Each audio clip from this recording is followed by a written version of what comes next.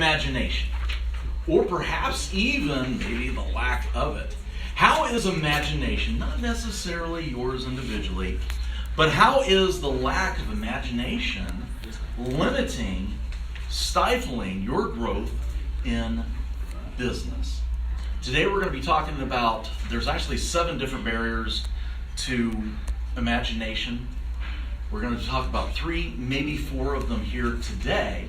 But I am doing a workshop in the last part of next month, so in October, I think the 29th, in Murfreesboro. And if you want some more information on that, it's a 3-hour workshop on mental flexibility, and then I'm doing another 3-hour workshop later on in the day on how to create better customer relationships. So today, because it's just the corporate trainer in me, I'm going to go ahead and pass these out. If you will, take one and pass them on down. We're going to be talking about some barriers to communication and even some barriers to your imagination. What are some things that stifle us? Well, it could be rigid, wrong thinking. It could be some fallacies. A fallacy is where you take 2 different bits of information, put it together, and you think it should fit, but yet it really doesn't. It really doesn't.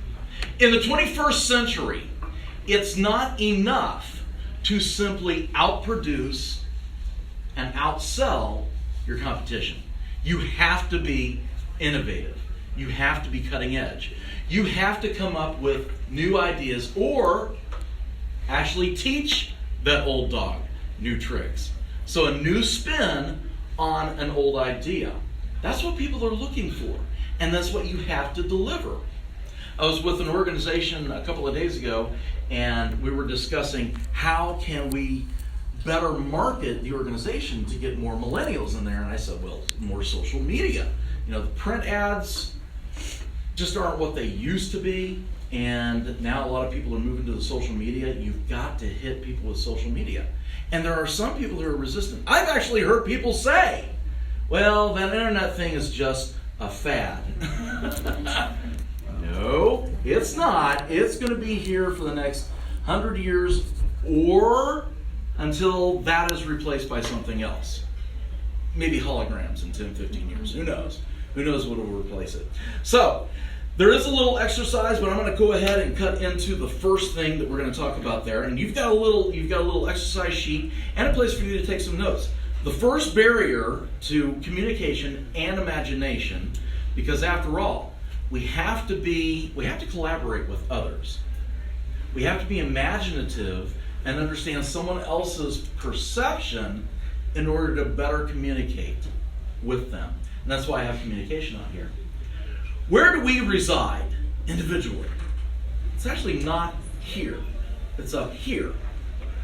And so many times I've seen where leaders and business owners have had an idea, and they espouse that idea, and they market the idea, and they beat that drum. But the receivers, the intended receivers, never quite really understand it, because it makes total sense up here. But the people who would be our customers don't quite understand the message that we're trying to impart. So, we're going to look at barrier number 1 to imagination and communication, looking at the world in new ways. We're not looking at the world in new ways. or a barrier is not looking at the world in new ways. Looking at the world not in new ways.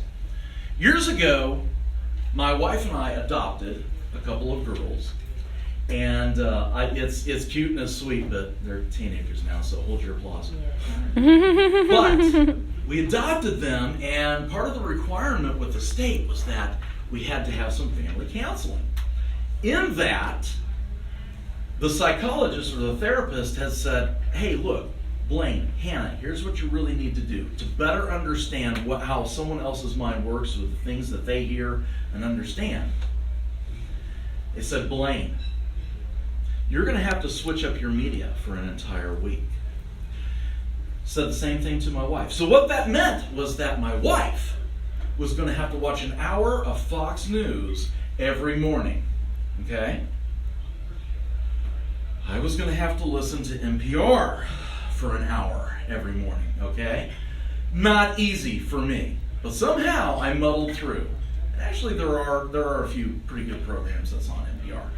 But it's sort of like that commercial with the guy sitting with the teenagers, and I only listen to one certain type of news. I only listen to the other certain type of news. So we traded roles for an entire week and forced us to sort of see different perspectives.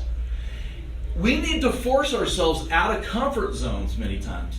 I travel a fair amount, and whenever I go on the road and I rent a car, I will force myself to listen to whatever the radio setting was for the person who rented the car before for at least half an hour.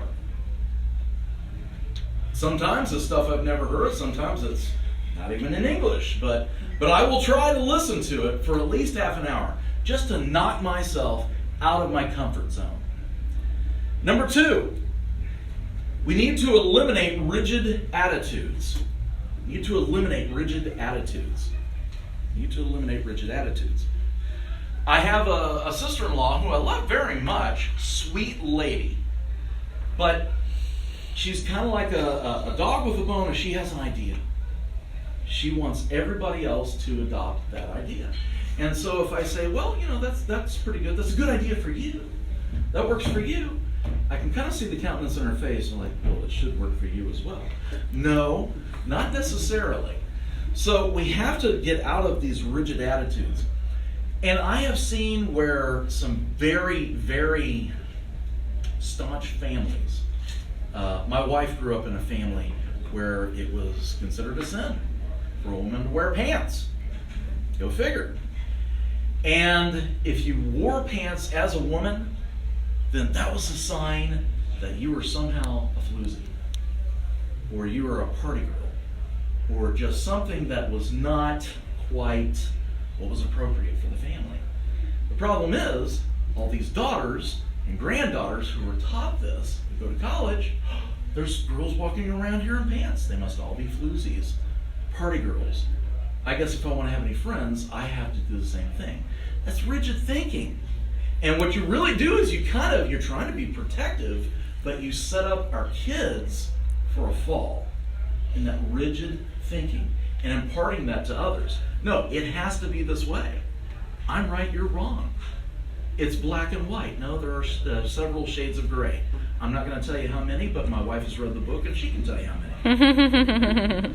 There are actually different shades of gray. Now, I'm not saying that you shouldn't have a standard for you. That's fine. But to impart that on others is not going to be well received. And it also cuts into your imagination. Number 3 we're going to get into is letting go of snap reactions. What we sometimes call grabbers or attention getters. Letting go of snap reactions. Case in point, my wife will tell me, Blaine, I have some constructive criticism to give you. I already know exactly what that means. I'm in trouble. I'm in the doghouse if she has constructive criticism for me. But by definition, if it's constructive, it is to build up. And yet, if someone else turns to me and says, Blaine, I have some constructive criticism for you. Oh, I know what that means. And maybe it is more positive. Maybe it is truly constructive. But I've gotten used to replying in such a manner whenever I heard that phraseology. Years ago, when I would hear one of the kids break a glass in the kitchen, maybe they were doing the dishes, maybe they were putting them up, maybe they just grabbed something, dropped a plate, a glass, saucer, whatever, I would say, that old phrase, we can't ever have anything nice, okay? How many of y'all have ever said that, right? We can't ever have anything nice. And my wife, the first time I said that, really got very miffed. She was really, really upset with me. And I noticed a couple months later, they broke in another one. We can't have anything nice. And she would turn to me again and be like, You need to come off that. Lighten up. I mean, she was really pretty mad. I started to think, there's something more there going on. And sure enough, my wife is the oldest of 6 siblings. And when she was probably only about 10, her mother decided to go back to college, nursing school. Took a few years to get through it, but she did. During that time, essentially, my wife had to raise her siblings. And whenever anything got broke in the house, you would hear, we can't ever have anything nice. And guess what? They would say, Hannah, why did you allow this to happen? So it was accusatory. She would take the blame because she apparently wasn't watching out for the other kids. Well, that's an attention getter. That's a grabber. That's something that can even be deep-seated. And we need to identify those things and pull them out. So, I want you to think, we're probably not going to do this with partners due to time, but does anybody else have an attention getter or a grabber that kind of leads to a snap reaction that you've had in your past that you don't mind sharing? You have one, but you don't want to share it. I understand. That's okay. Well, think about that. Take a few minutes to really concentrate. Is there something that if someone says something, I know immediately where they're going? Do you? Do you know where they're going? Or is it just your false imagination kind of taking you to a certain place? And last, we don't really have time to go into it very much, but appreciating different points of view. Now, it sounds like number one, but appreciating different points of view. What's worse than being in construction on I-440? Being in construction on I-440 when there was just an accident. So that's why I wasn't able to get in here a little sooner than what I wanted. So, you know what? It bums me out, it slows me down, but what's the perspective of those people in the accident? There were 3 different cars. What's the perspective of those people in the accident? And it didn't look like anyone was seriously hurt. What's the perspective of the police officer who has to write up that report? What's the perspective of the dozen workers standing on the sideline waiting for the traffic to, for the accident to get cleaned up so they can start doing what it is that they're doing again?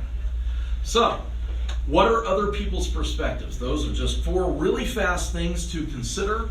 And if you want to know more information on the workshops I will be doing the 29th of October, please let me know. My name is Blaine Little. My company is Momentum Seminars, Training and Coaching. Thank you.